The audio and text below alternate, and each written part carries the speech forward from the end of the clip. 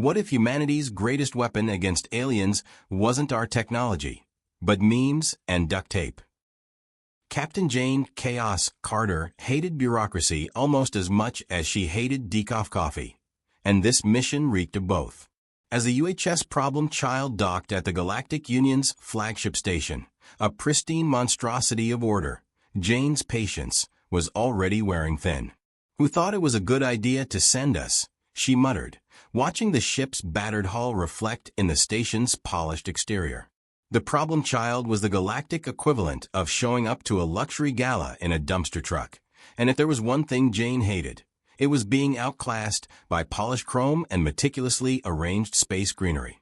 Milo, her wiry science officer, sat next to her, flipping through the Galactic Charter, a document thicker than a Kardashian biography and nearly as confusing as an IKEA manual written in Klingon. "Desperation," he replied, eyes flickering from page to page like a squirrel on a caffeine high. "And caffeine. I've been up for 27 hours reading this thing. Do you know how many footnotes it has?" "Footnotes don't win wars," Jane said, raising her coffee mug to the heavens like it was the Holy Grail. She took a long, dramatic sip. The dark, bitter liquid was the only thing standing between her and a total breakdown. "No, but loopholes do," Milo said, grinning like a kid who'd just discovered fire and was about to set the galaxy ablaze with it. Jane leaned in, her interest piqued despite herself. "Talk to me, nerd." Milo's eyes sparkled.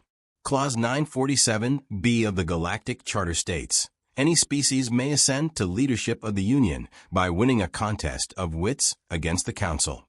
Jane raised an eyebrow, like a movie villain. "Wits? You've met us, right? Half this crew thinks Sudoku is an alien weapon. We're not playing to their rules," Milo said with a mischievous grin, tapping his foot on the floor like he had just stumbled upon the greatest trick in the galaxy. "We're rewriting them?" "What's the catch?" Zeke, the mechanic, asked from the depths of the engine room, where it was always slightly too dark and suspiciously smoky.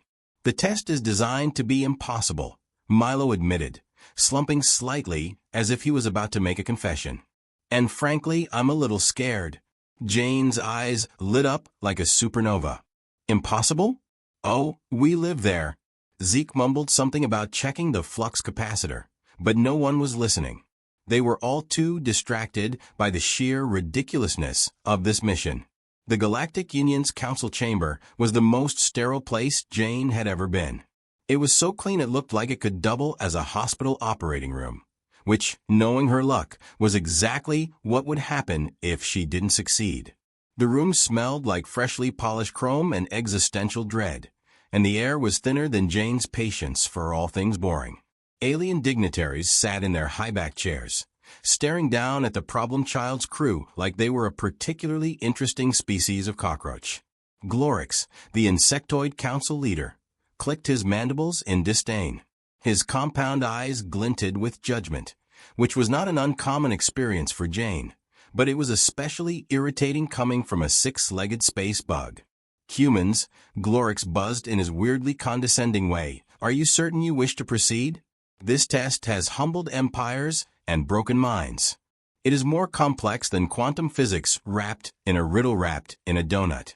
Jane smiled brightly. "Sounds like a Tuesday for us." The first challenge was a riddle, one so complex it made calculus look like finger painting. It was the kind of riddle that required so much mental effort that even the air seemed to stop moving, holding its breath. "What is the sound of infinite silence?" Glorix intoned, his antennae twitching in anticipation. Jane didn't miss a beat. "Depends. Is it before or after I've had my coffee?" The council murmured. Glorix paused for a moment, staring at her, trying to process the audacity. "Technically valid," he admitted, antennae twitching with confusion. One of his eyes even rotated backward, as if trying to look for an escape from the existential dread that Jane had just unleashed. "Well, I suppose that's a fair answer," another council member muttered, like they'd just been hit with the intellectual equivalent of a slap in the face. The second challenge was a test of physical endurance in an artificial gravity gauntlet. The alien competitors glided gracefully, almost as if they were floating through time and space. Humans, however, were less graceful, like a colony of drunk penguins trying to scale a mountain made entirely of marshmallows. Jane, of course, had a solution. "Zeke, crank up the speakers." "What are you doing?" Milo whispered, clearly terrified at the prospect of what was about to happen. "Winning," Jane said, as the opening beats of "Stayin' Alive" blasted through the arena, shaking the very foundations of the council chamber. Jane didn't run. She danced. Badly. She moonwalked. She flossed. She attempted the worm and regretted it immediately. But it was all part of the plan. The alien spectators were so baffled that they started cheering. Because what else could they do? No one in the galaxy had ever seen anything like it. The entire council looked as if they had witnessed a supernova in real time. Confused, impressed, and mildly concerned for their futures. Glorix looked ready to molt in terror. "What is she doing?" "Making gravity her sidekick," Milo said smugly, crossing his arms with a look of proud disbelief. The third challenge was a simulated war game, with rules so convoluted it made interstellar tax codes look simple. The game itself was a nightmare, a mixture of chess, strategic poker, and quantum physics, all wrapped up in a high-stakes bet that could cost entire planets their livelihoods. Humanity had no chance, until Jane weaponized the one thing aliens couldn't comprehend: memes. Every council screen lit up with cat videos, stock photo disasters, and poorly captioned reaction GIFs. Zeke had gotten his hands on the galaxy's first meme generator, and the rest of the crew just let it run wild. "This is absurd," Glorix shouted, his 8 eyes darting between images of cats in sunglasses and toddlers falling over. "You are desecrating the sacred art of strategy." Jane smirked. Absurdity is humanity's native language. By the end, half the council was laughing, unable to stop themselves, and the other half was questioning their entire existence. A few of the more stoic members began plotting to have their own species learn the absurdity of cat memes for the next Galactic Council meeting, and maybe even invite Jane for a diplomatic feline exchange program. Jane's antics began to attract unlikely allies. The Dralians, a species of hyper-intelligent amoebas, declared their support after watching Zeke solve a Rubik's Cube blindfolded in under a minute. "Your chaos is inspiring," their leader gurgled, dripping enthusiasm like someone who just discovered the joy of potato salad. The Glorpinians, gelatinous beings who communicated through vibrations, joined after Jane started an impromptu karaoke session. They especially loved her off-key rendition of Bohemian Rhapsody. She butchered it like a drunk opera singer, but the Glorpinians were so enchanted by the vibrations, they didn't care. They made her honorary leader of their species, which was frankly terrifying. The Cypherians, a race of hyper-intelligent space slugs, were the last to jump on the bandwagon. They were drawn in when Jane introduced them to the concept of dad jokes. After a few hours of explaining knock-knock jokes and puns, the Cypherians were convinced that humanity was the most advanced species in the galaxy. "You have such depth, such humor," their leader slimed, wiping tears from its eyes? Or were those just extra slime bubbles? Nobody knew.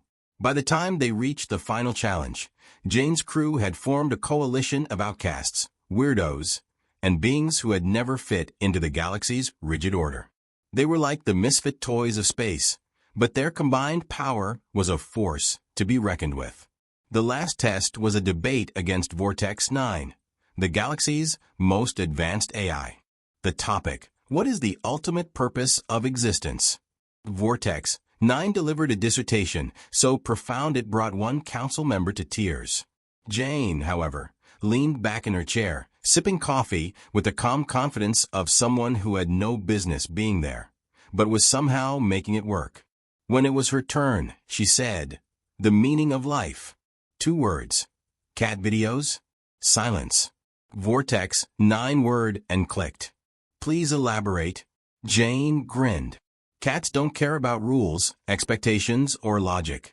They're chaotic, adorable, and completely unbothered by the universe. They are humanity. And that's why we'll always win. Vortex 9 began to smoke. Error. Insufficient logic. Shutting down. Against all odds. Humanity won. The Problem Child crew was declared the galaxy's new leaders, a title they accepted with equal parts pride and terror. What do we do now? Milo asked, staring at the council chamber like it was about to collapse under the weight of its own absurdity. Jane leaned back, feet on the console. Same thing we always do, nerd. Wing it. And for the first time in millennia, the galaxy braced itself for the beautiful chaos of humanity. In space, no one can hear you scream unless you're Jane Carter, in which case they can probably hear you laughing. But Jane wasn't finished yet. As the crew celebrated, Jane turned to Milo. Hey, do you think we can get some space tacos on the way back? I'm feeling a little adventurous. Milo smiled. I think they have them on the moon of Gorthax Prime. They're known for their extra spicy, galactic hot sauce. Jane's eyes lit up. Now that's what I'm talking about. And so, as the Problem Child set off once more into the stars, the galaxy held its breath, wondering just how much chaos humanity could bring, and whether anyone would survive the next wave of Jane's unpredictable brilliance. Well, Jane said, leaning back in her captain's chair, this is going to be one heck of a ride.